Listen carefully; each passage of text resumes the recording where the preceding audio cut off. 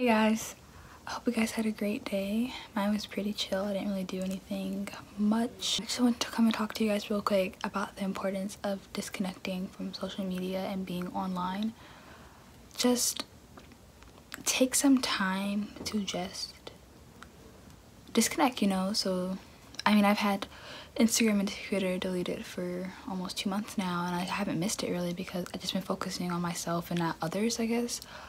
If you're so wrapped up in what everyone else is doing and you feel the need to always know what's going on in the world, just try it for like an hour or a day, if you can.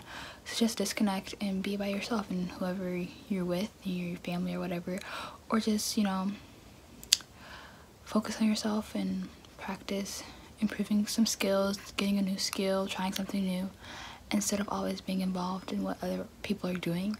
I especially advise it in the morning time, just to not directly get on social media and instead be by yourself, do whatever needs to be done before getting on social media and looking at other people's lives and then comparing yourself, or just looking at something that can be toxic. Just practice being away from social media. That can improve your mental health, and that can just help you get things done that you wouldn't have gotten done because you were scrolling. Hope you guys had a great day, and I'll see you guys tomorrow. Bye.